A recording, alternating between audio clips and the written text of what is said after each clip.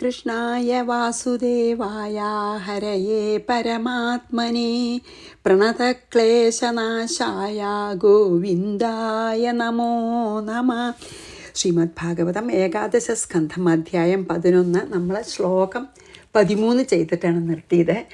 അപ്പോൾ അതിലെന്താണ് പറഞ്ഞാൽ പിന്നെ നല്ല ബുദ്ധിയും എല്ലാം ഉൾക്കൊള്ളാൻ കഴിവും ഉള്ള ഒരു നല്ല വിവേകമുള്ള ഒരു സാധകൻ സംശയങ്ങളെല്ലാം തീർന്നവനായിട്ട് ഉറക്കത്തുനിന്ന് ഉണർന്ന ഒരാളെ പോലെ ഈ ആണ്.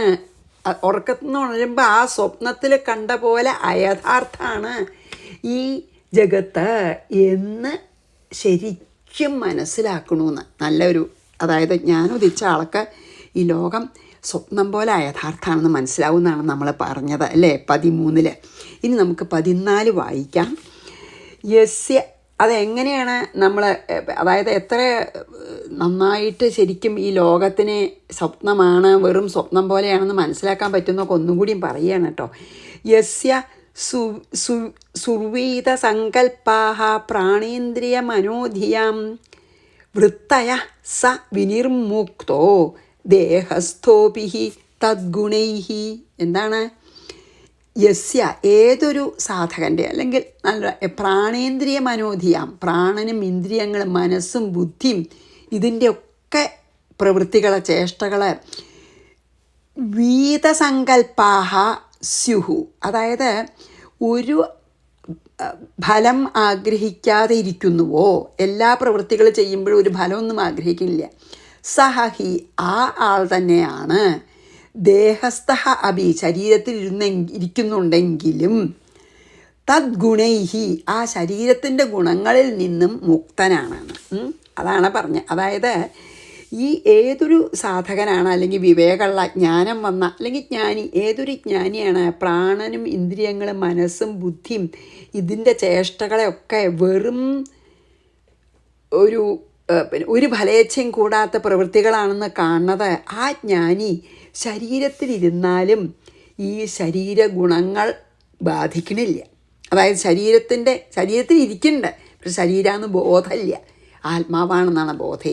അതുകൊണ്ട് ഒന്നും എന്തൊക്കെ നടക്കുന്നുണ്ടെങ്കിലും ഒന്നും ആ ആളെ ബാധിക്കില്ല.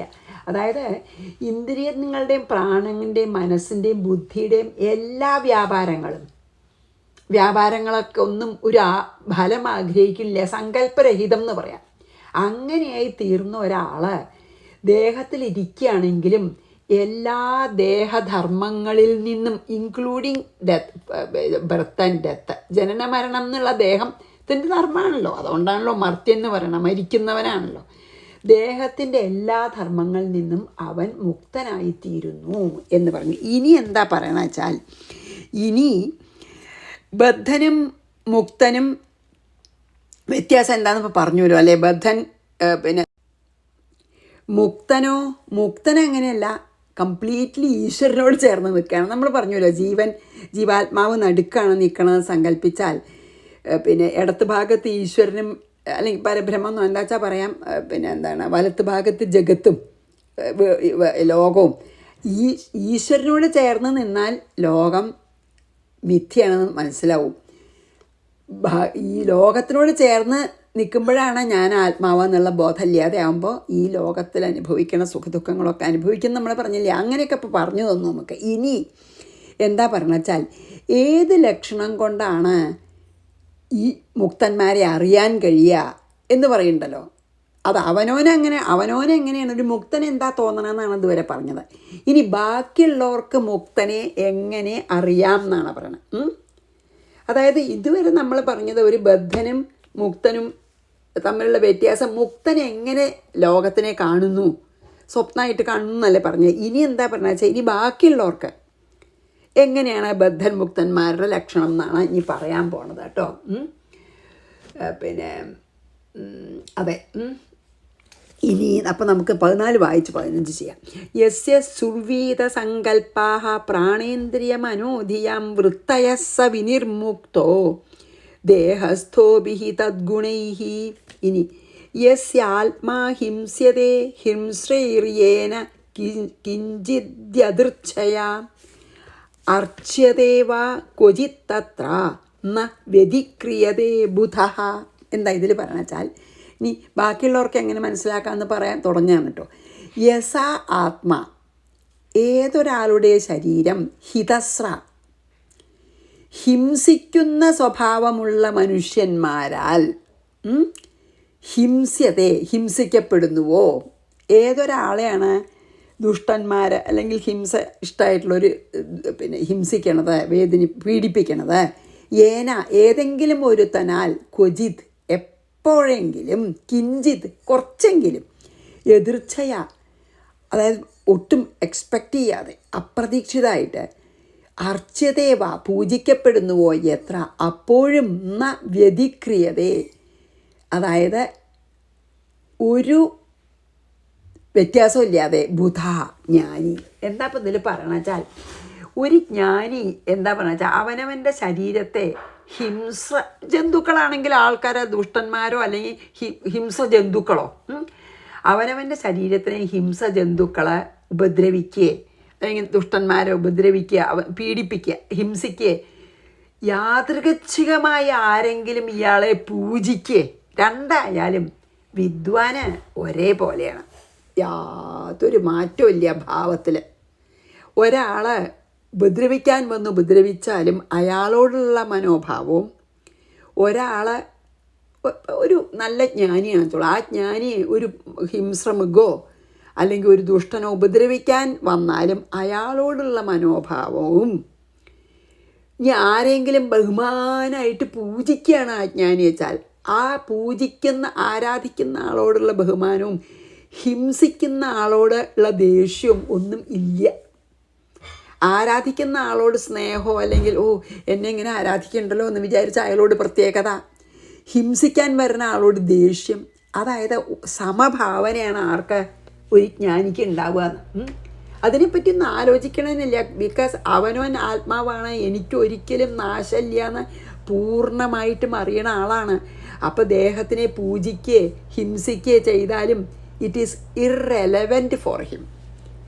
He is not concerned about what happens to the body. അതുകൊണ്ടാണത് പറ്റുന്നത്. ബിക്കോസ് ആത്മാവായിട്ട് ഇരിക്കുകയാണെന്ന് ഞാൻ ആത്മാവാണ്, എനിക്ക് നാശമില്ലാത്ത ആത്മാവാണ്, നിത്യാനന്ദ സ്വരൂപനാണെന്ന് പൂർണ്ണമായിട്ടും അറിയുന്ന ജ്ഞാനിക്ക് ദേഹത്തിന് എന്ത് സംഭവിക്കുന്നു എന്നുള്ളത് പ്രശ്നമല്ല. അതുകൊണ്ടാണ് ആരാധിച്ചാലും ഹിംസിച്ചാലും ഹിംസിക്കണ ആളോടും ആരാധിക്കണ ആളോടും ഒക്കെ ഒരേപോലെ, അതായത് അതിനെപ്പറ്റി വറിയില്ല. ഇറ്റ് ഡസൻറ്റ് ബോദർ ഹിം എന്നുവെച്ചാൽ കംപ്ലീറ്റ്ലി ആത്മാവായിട്ടിരിക്കുകയാണ്, ആത്മാവിൽ വർത്തിക്കുക. അതുകൊണ്ടാണ് അപ്പം ജ്ഞാനിയെ കണ്ടാൽ നമുക്ക് അങ്ങനെ അറിയാമെന്ന് പറയണം. അതാണ് ഇതിൽ പറയണത്. ആരെങ്കിലും ക്രൂരത കൊണ്ട് പീഡിപ്പിക്കുകയോ അല്ലെങ്കിൽ അപ്രതീക്ഷിതമായിട്ട് ആരെങ്കിലും ആരാധിക്കുക എന്ത് ചെയ്താലും ജ്ഞാനിക്ക് ഈ രണ്ടവസ്ഥയിലും ഒരു വികാരത്തിനൊരു വ്യത്യാസമില്ല. അതായത് ദേഷ്യപ്പെടുന്നവരോട് അല്ലെങ്കിൽ ഉപദ്രവിക്കുന്നവരോട് ദേഷ്യമോ പൂജിക്കുന്നവരോട് പ്രത്യേക സ്നേഹമോ ഒന്നും ഇല്ല. അങ്ങനെ ഒരാളെ കണ്ടാൽ നമുക്ക് തീർച്ചയാക്കാം നല്ല ജ്ഞാനിയാണെന്ന്. അതാണ് ഇതിൽ പറഞ്ഞത്. അത് വളരെ അത്രയ്ക്ക് വിഷമാണ് നമുക്ക് അത് ചെയ്യാനായിട്ടേ, അല്ലേ? അതെത്ര വിഷമാണത് പറയണത്, നമുക്ക് ചെയ്യണത്. അതെ, എന്താണ്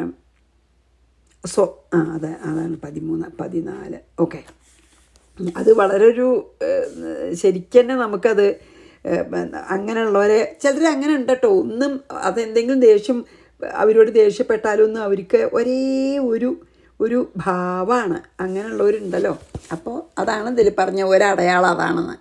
അതായത് എല്ലാവരെയും സമഭാവനയോടുകൂടി കാണുന്നത്. ഇനി യസ്യാത്മാ ഹിംസ്യതേ ഹിംസേര്യേന കിഞ്ചിദ്യദൃച്ഛയ അർച്ചതേവ ക്വചിത്തത്ര ന വ്യതിക്രിയതേ ബുധഃ. ഇനി 16 ന സ്തുവീത ന നിന്ദേത.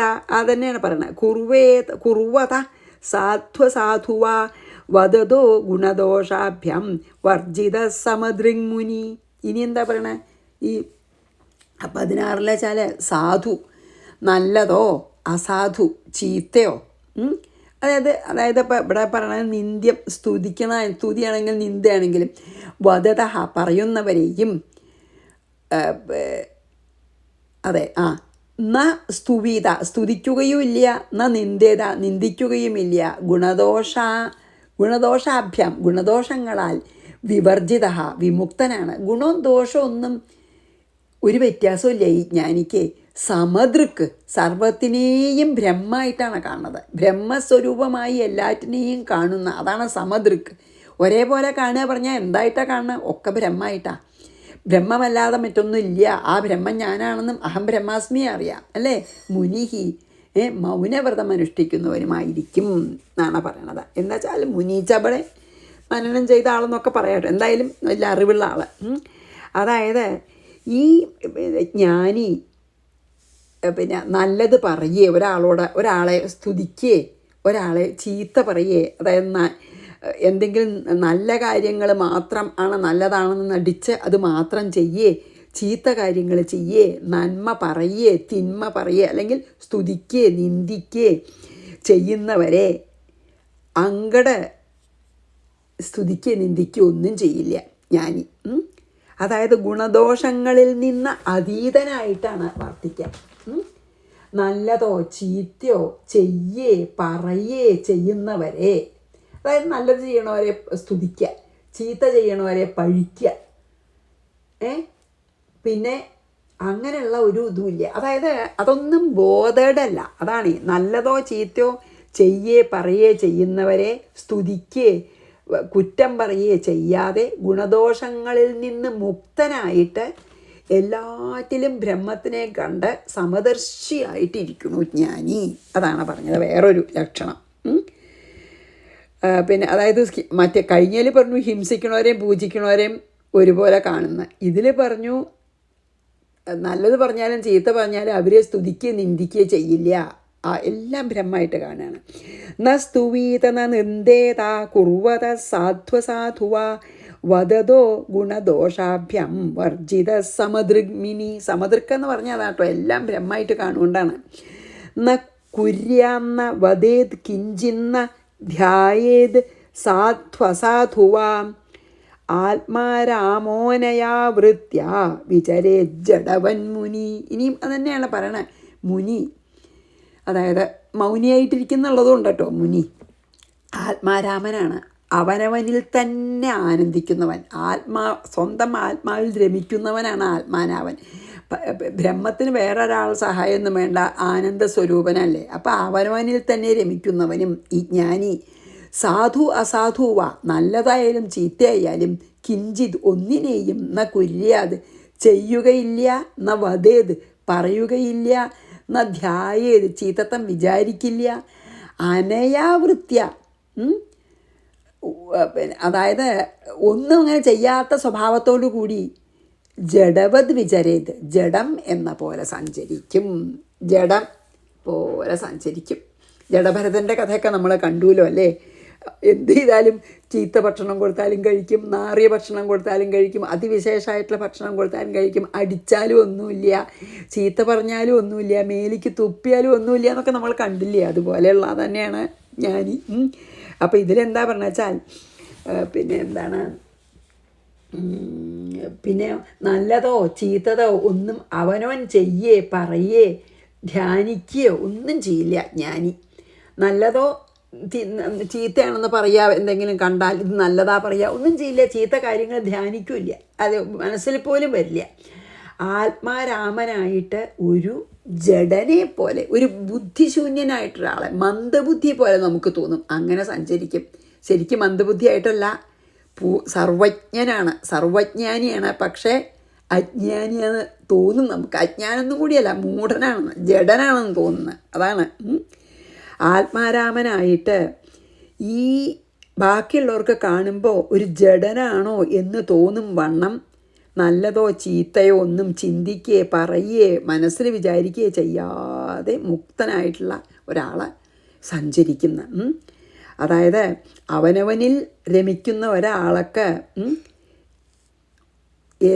അവനവന് മാത്രമേ അവനവനിൽ തന്നെ ഇരിക്കുകയാണ്. അപ്പം ബാക്കി ഒന്നും അയാളെ ബോധറിയില്ല. കാരണം ബ്രഹ്മത്തിൽ വർത്തിക്കുന്ന ആളാണ് ബ്രഹ്മജ്ഞാനി പറഞ്ഞാലേ. അപ്പോൾ ഞാൻ ബ്രഹ്മമാണ്, ഞാൻ ആനന്ദസ്വരൂപനാണ്, ഞാൻ നിത്യനാണ്, എനിക്ക് ഇനി വേറൊന്നുമില്ല, ഞാൻ നിത്യ ആനന്ദ സ്വരൂപനാണെന്ന് പൂർണ്ണമായിട്ട് അറിഞ്ഞ ആൾക്ക് പിന്നെ ഈ ദേഹത്തിനെ പറ്റിയിട്ടോ ഈ ലോകത്തിനെ പറ്റിയിട്ടോ ഒന്നും ബോധമില്ല. അവിടെ ദേഹത്തിൽ ഇരിക്കുകയാണെങ്കിൽ പോലും, അതായത് ജീവൻ മുക്തനായിട്ട് ഈ ശരീരം വീണമായി ഇരിക്കുകയാണെങ്കിലും ആ ശരീരം കൊണ്ട് ഇങ്ങനെ നടക്കും ഒരു ജഡനെ പോലെ എന്നാണ് പറഞ്ഞത്.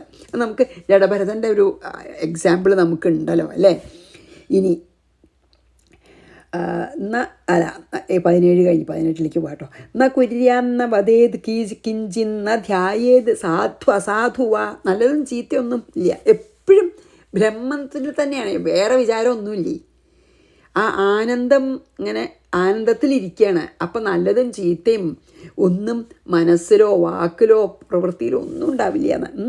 എന്താ നല്ലതോ ചീത്താന്നൊന്നും ഒരു പ്രശ്നമില്ല, നല്ലതും ചീത്തയൊന്നുമില്ല. ആകെ ഒന്നേ ഉള്ളൂ വെച്ചാൽ നല്ലത്, രണ്ടാമതൊന്ന് ചീത്ത, അങ്ങനെ ഇല്ലല്ലോ, ഒന്നേ ഉള്ളൂ ബ്രഹ്മം. അതാണ് അദ്വൈതമാണ്. അതുകൊണ്ടാണ് അങ്ങനെ, വേറെ ഒന്ന് രണ്ടാമതില്ല.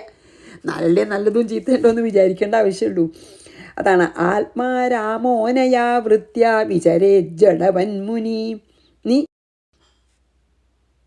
അപ്പോൾ ഇനി 18 ശബ്ദബ്രഹ്മണി നിഷ്ണാതോ ന നിഷ്ണായാത് പരേ യതി ശ്രമസ്തസ്യ ശ്രമഫലോ ഹ്യഥേനുമിവ രക്ഷതഃ. 18 എന്താ അറിയോ, ശബ്ദബ്രഹ്മണി, അതായത് ഉപനിഷത്താണ്. ഇപ്പോൾ ഇതിൽ ശബ്ദബ്രഹ്മം എന്നൊക്കെ പറഞ്ഞാൽ വേദങ്ങളൊക്കെയാണ്. അപ്പോൾ ഉപനിഷത്തോ അല്ലെങ്കിൽ ഈ ശാസ്ത്രങ്ങളിൽ നിഷ്ണാതഃ, അതായത് നല്ലോണം വേദവും ശാസ്ത്രമൊക്കെ അറിയണ ഒരാൾ, നിഷ്ണാതം വെച്ചാൽ അതൊക്കെ നല്ലോണം അറിയണ ഒരാൾ, സമർത്ഥനായിട്ടുള്ള ഒരാൾ, പരബ്രഹ്മണി പരബ്രഹ്മത്തിങ്കൽ ന നിഷ്ണായാദ്യതി ധ്യാനം മുതലായവ അഭ്യസിക്കാതെ ആണെങ്കിൽ തസ്യ ശ്രമ അവൻ ശാസ്ത്രം അഭ്യസിക്കുവാൻ ചെയ്തിട്ടുള്ള എല്ലാ പ്രയത്നവും അതേനും എന്താ അത് മനസ്സിലാവില്ല, ഭയങ്കര ചെറിയത് അക്ഷരം.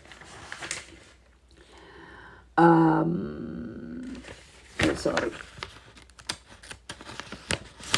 നോക്കട്ടെ.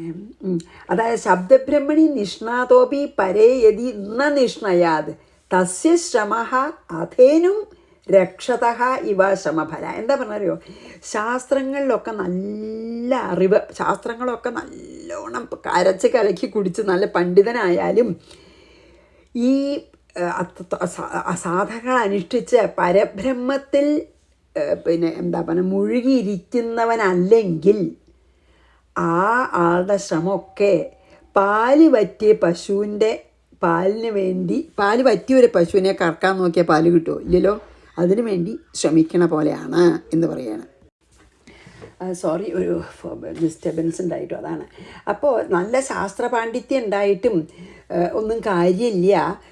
ഈ ബ്രഹ്മത്തിൽ മനസ്സ് ബ്രഹ്മത്തിൽ തന്നെ വർത്തിക്കണം. അതായത് അങ്ങനെ ആത്മാരാമൻ എന്ന് പറഞ്ഞില്ലേ, അങ്ങനെ അഹം ബ്രഹ്മാസ്മി എന്ന് ബോധ്യമാവാതെ സാധനകൾ കൊണ്ട് എങ്ങനെയെങ്കിലും, ശാസ്ത്ര പാണ്ഡിത്യമൊക്കെ ഉണ്ട്, പക്ഷെ സാധനകൾ കൊണ്ട് അഹം ബ്രഹ്മാസ്മി എന്ന് ബോധം വരാത്ത ഒരാൾ പാല് പറ്റിയ പശുവിന്, പിന്നെ ആ പാല് പറ്റിയെന്ന് ഉറപ്പാണ് ഒരു പശുവിൻ്റെ, ആ പശുവിൻ്റെ പാലിനെ കറക്കാൻ നോക്കണ പോലെ അയാളുടെ എല്ലാ പിന്നെ പ്രയത്നങ്ങളും പിന്നെ നിഷ്ഫലമാണെന്ന് പറയാണ്. അതാണ് ഇതിൽ പറഞ്ഞത്. അതായത് പരബ്രഹ്മത്തിൽ നിഷ്ണാതനാവാതെ വെച്ചാൽ പരബ്രഹ്മത്തിൽ ദൃഢമായി ഉറയ്ക്കാത്ത ഒരാൾ, അതായത് അഹം ബ്രഹ്മാസ്മി എന്ന് ബോധം ശരിക്ക് വരാതെ, അഹം ബ്രഹ്മാസ്മി എന്നുള്ള ബോധം ഇല്ലാതെ, ജ്ഞാനം ഉദിക്കാതെ ഈ ശബ്ദബ്രഹ്മത്തിൽ മാത്രം, അതായത് ഈ ഉപനിഷത്തിലും വേദത്തിലും മാത്രം മുഴുകിയിരിക്കുന്ന ആൾ, ശരിക്കൊരു അവനവനൊരു ജ്ഞാനം ഒന്നുമില്ല, വെറുതെ നല്ല പാണ്ഡിത്യമുണ്ട്, അത്രയേ ഉള്ളൂ. അങ്ങനെയുള്ള ഒരാൾക്ക് അവനവന് അഹം ബ്രഹ്മാസ്മി എന്നുള്ള ബോധം ശരിക്കും ഉദിക്കാതെ എത്ര പാണ്ഡിത്യം ഉണ്ടെങ്കിലും ആ ആളുടെ ശ്രമം ഫലം ഉണ്ടല്ലോ, അത് കറവ് പറ്റിയ പശുവിൻ്റെ പാലിന് വേണ്ടി പിന്നെയും കറന്നിട്ട് നമ്മൾ അതിനു വേണ്ടി പാല് കിട്ടാൻ വേണ്ടി ശ്രമിക്കണ പോലെ നിഷ്ഫലമാണെന്ന് പറയുകയാണ്. അതായത് ഈ നോളേജ് ഉണ്ടായിട്ട് കാര്യമില്ല, അത് ആ അറിവുണ്ടായിട്ട് കാര്യമില്ല, അത് അനുഭവമാവാൻ വേണ്ട പ്രയത്നം ചെയ്ത് അനുഭവമായിട്ടേ പിന്നെ കാര്യമുള്ളൂ. എത്ര പാണ്ഡിത്യം ഉണ്ടെങ്കിലും അഹം ബ്രഹ്മാസ്മി അല്ലെങ്കിൽ ആ ഞാൻ നാശമില്ലാത്ത ആത്മാവാണെന്ന അനുഭവം ആയിട്ടില്ലെങ്കിൽ പിന്നെയുള്ള ചെയ്യണ എല്ലാ പ്രയത്നങ്ങളും കറവ് പറ്റിയ പശുവിൻ്റെ പോലെ നിഷ്ഫലമായിത്തീരുന്നു. എന്നുവെച്ചാൽ നമ്മുടെ ഉദ്ദേശം എന്താണ് നമ്മുടെ ഉദ്ദേശം വെച്ചാൽ അവസാനം ഈ ബ്രഹ്മത്തിൽ എത്തിച്ചേരുന്നതാണല്ലോ. അല്ലാതെ വെറുതെ ഇങ്ങനെ നമ്മളിങ്ങനെ വെറുതെ അതായത് എന്താ പറയുക വെച്ചാൽ ബ്രഹ്മാനുഭവം ലഭിക്കാതെ വേദപാണ്ഡിത്യത്തിലും മറ്റും എനിക്ക് അറിവുണ്ടെന്ന് അഭിമാനിച്ച് കഴിയുന്ന ആൾക്കാരുടെ ശ്രമം പ്രസവിക്കാത്ത അല്ലെങ്കിൽ കറവ് പറ്റിയ പശുവിൻ്റെ പാലിന് വേണ്ടി യത്നിക്കണ പോലെ നിഷ്ഫലമായിട്ട് ഭവിക്കുന്നു എന്നാണ് ശരിക്കും പറയേണ്ടത്. ബ്രഹ്മാനുഭവം നേടുകയാണ് ആവണം നമ്മളെ ലക്ഷ്യം. അതില്ലാതെ എനിക്ക് നല്ല അറിവുണ്ടെന്നൊന്നും നടിച്ച് നടന്നിട്ട് കാര്യമില്ല. അത് വെറുതെ പാലില്ലാത്ത പശുവിൻ്റെ പാല് കറക്കണ പോലെ ഉള്ളൂ എന്നാണ് കേട്ടോ പറഞ്ഞത്. അപ്പം നമുക്ക് 18 വായിച്ച് നമുക്ക് 19 ചെയ്യാം. ശബ്ദബ്രഹ്മണി നിഷ്ണാതോ ന നിഷ്ണായാത് പരേയതി ശമസ്തസ്യ ശ്രമഫലോ ഹ്യഥേനുമിവ രക്ഷതഃ. പാലില്ലാത്ത അല്ലെങ്കിൽ പ്രസവിക്കാത്തൊന്നെന്താ ചവ. ഇനി വേറൊന്നും കൂടി പറയണ്ട. ഗാം ദുഗ്ധദോഹാമസതിം ച ഭാര്യാം ദേഹം പരാധീനമസത്പ്രജാം ച വിത്തം ത്വതീർത്ഥീകൃതമംഗവാചം ഹീനം മയാ രക്ഷതി ദുഃഖദുഃഖി. അപ്പം 19 എന്താ പറയുന്നത് വെച്ചാൽ ഗാം അങ്ങനെ വിളിച്ചിട്ടാണല്ലേ ഹേ അംഗ. അതായത് ധോനോട് പറയണ ദുഗ്ധദോഹാം ഗാം എന്ന് പറഞ്ഞാൽ എന്താ? ഹേ ഉദ്ധവ, കറവ് പറ്റിയ പയ്യനെയും ദുഗ്ധദോഹ ഗാം കറവ് പറ്റിയ പയ്യനെയും അസതീഹി ഭാര്യ പിഴച്ചുപോയ അല്ലെങ്കിൽ പിന്നെ ഇമ്മോറലായിട്ടുള്ള അർത്ഥം. അസതീഹി സതിയല്ലാത്തത്, സതി പറഞ്ഞ പതിവ്രത അല്ലേ, പതിവ്രതയല്ലാത്ത ഭാര്യയെയും പരാധീനം ദേഹം പരാധീനമായി തീർന്ന ശരീരത്തെയും തനിക്കുന്നൊരു ഭാരമായി തീർന്ന ശരീരത്തെയും പിന്നെ അസദ് പ്രജാം അതീർത്ഥീകൃതം വിത്തം അതായത് ഈ ഇഹലോകത്തിലും പരലോകത്തിലും ഉപകരിക്കാത്ത പുത്രനെയും പിന്നെയോ അധർത്തീകൃതം വിത്തം അതുകൊണ്ട് അസത് പ്രജാംശ അതാണ്. അതായത് അച്ഛനമ്മമാർക്ക് ഉപകാരമില്ലാത്ത പ്രജ മീൻസ് പുത്രൻ സന്തതി. പിന്നെ അധർത്തീകൃതം ഒരാൾക്ക് കൊടുക്കാത്ത ധനവും നല്ലൊരു ആൾക്ക് അർഹിക്കുന്ന ഒരാൾക്ക് കൊടുക്കാത്ത ധനത്തെയും പിന്നെയോ അധീർത്ഥീകൃതം വിത്തം മയാഹീനം വാചം ച രക്ഷതി ദുഃഖി എന്നാണ്. എന്താ വെച്ചാൽ ഇങ്ങനെ സൽപാത്രത്തിലല്ലാതെ നൽകുന്ന ധനവും പിന്നെ ഗുണം ഉള്ള ആളോ സഗുണനോ നിർഗുണനോ ആയ എന്നോട് കൂടാതെ, അതായത് ഒന്നുകിൽ ബ്രഹ്മത്തിനെ നിർഗുണം എന്ന് പറഞ്ഞാൽ ബ്രഹ്മം, സഗുണം എന്ന് പറഞ്ഞാൽ ഇപ്പോൾ കൃഷ്ണനായിട്ട് അല്ലേ പിന്നെ എന്തെങ്കിലും ഒരു അവതാരമോ അല്ലെങ്കിൽ ഒരു രൂപത്തോട് കൂടിയിട്ട് സഗുണനോ നിർഗുണനോ ആയ എന്നോട് കൂടാതെ, അതായത് വാക്കിനെയും അത് കണ്ണി കണ്ടൊന്നും പറഞ്ഞിട്ടൊന്നും കാര്യമില്ല, ദുഃഖം തന്നെയാണ് അവർക്ക് ഫലം എന്ന് പറയുകയാണ് ഇതിൽ. അതായത് അതിനെ ഒന്ന് നമ്മൾ ശരിക്കും പറയാച്ചാൽ അല്ലയോ ഉദ്ധവ, അതായത് കറവ് പറ്റിയ പശുവിനെയും പാതിവ്രത്യമില്ലാത്ത പത്നിയെയും തൻ്റെ പരാധീനപ്പെട്ട ശരീരം എന്താ രോഗങ്ങളാൽ കഷ്ടപ്പെടുന്ന ശരീരത്തെയും ഒരു നല്ല പുത്രനല്ലാത്ത അതായത് ദുഷ്പുത്രനെയും സൽപാത്രത്തിന് അതായത് അർഹിക്കുന്നവർക്ക് ഉപയോഗിക്കാത്ത ധനത്തെയും എന്നെ കീർത്തിക്കാത്ത, അതായത് എൻ്റെ ബ്രഹ്മത്തിനോ സഗുണം നിർഗുണമായിട്ടുള്ള ഏതെങ്കിലും ഒരു ഫോം ഒന്നുകിൽ മാനിഫെസ്റ്റഡ് എന്നെ അല്ലെങ്കിൽ അൺമാനിഫെസ്റ്റഡ് എന്നെ കീർത്തിക്കാത്ത വാക്കിനെയും വർദ്ധിപ്പിക്കുന്നവൻ, അതായത് അങ്ങനെ ഈശ്വരനെ മറന്ന് എപ്പോഴും ജീവിക്കുകയും സംസാരിക്കുകയും ചെയ്യുന്ന ആള് ദുഃഖികളിൽ വെച്ച് ദുഃഖിയാകുന്നു. അർഹിക്കുന്നവർക്ക് നൽകാത്ത ധനത്തെയും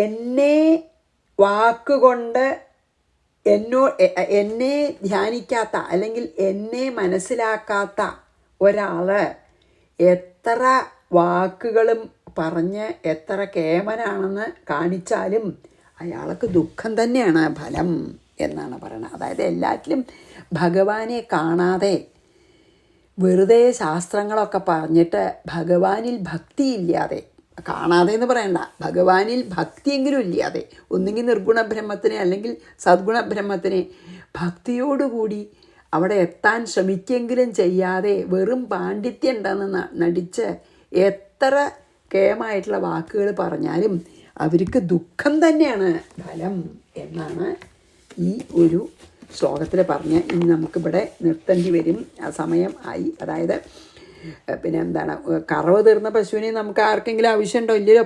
തീറ്റി പോറ്റിയാൽ നഷ്ടമല്ലേ? അതേപോലെ തന്നെ നല്ല കാര്യങ്ങൾക്കാണ് ധനം ചെലവഴിക്കേണ്ടത്, അല്ലാത്തതും വെറുതെ ആയി പോവും ഇല്ലേ? പിന്നെ അർഹിക്കുന്ന ആൾക്ക് കൊടുത്തില്ലെങ്കിലേ പിന്നെയോ ഒട്ടും നല്ലതല്ലാത്തൊരു പുത്രനെ തീറ്റിപ്പോറ്റിയിട്ട് എന്താ കാര്യം? മഹാ തെമ്മാടിയായിട്ടുള്ള ഒരാളാണെങ്കിൽ അത് കാര്യമില്ല. പിന്നെ ചീത്ത വാക്കിനെ ഇതൊക്കെ വെച്ച് പുലർത്തണ ഒരു മനുഷ്യൻ കണ്ടിന്യൂസ് ആയിട്ട് ദുഃഖത്തെ അനുഭവിക്കേണ്ടി വരുന്നു എന്ന്. അതായത് ഈശ്വര കഥ അല്ലാത്ത ഒരുകൂട്ടം വർത്തമാനം പറഞ്ഞിട്ട് കാര്യമില്ല എന്നാണ് പറയണത്. അതാണ് പറയണത്.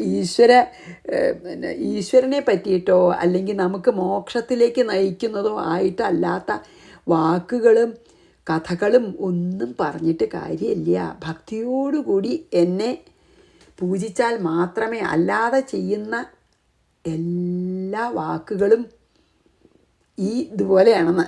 കറവപ്പശുവിനെ പോറ്റുന്ന പോലെയോ ദുഷ്പുത്രനെ പോറ്റുന്ന പോലെയോ അർഹിക്കാത്തവർക്ക് ധനം കൊടുക്കണ പോലെയോ ദുഃഖത്തിൽ കലാശിക്കും എന്ന് പറഞ്ഞ് നമുക്കിവിടെ നിർത്താം. ഞാൻ അത് വായിച്ചിട്ട് 19 ഗാം ദുഗ്ധ ദേഹോമസതീം ച ഭാര്യാം ദേഹം പരാധീനം അസത്പ്രജാം ച. അസത്പ്രജ പറഞ്ഞ ചീത്ത കുട്ടി, ചീത്ത മകൻ അല്ലെങ്കിൽ സന്തതി. വിത്തം ത്വദീർത്ഥീകൃത വിത്തം ത്വത് അതിർത്ഥീകൃത വിത്തം അല്ലേ, അതിർത്ഥീകൃതം അംഗവാചം ഹീനം മയാം രക്ഷതി ദുഃഖി. ശ്രീകൃഷ്ണാർപ്പണമസ്തു. സർവത്ര ഗോവിന്ദനാമ സങ്കീർത്തനം. ഗോവിന്ദ ഗോവിന്ദ. ഗുരുവായൂരപ്പ ശരണം.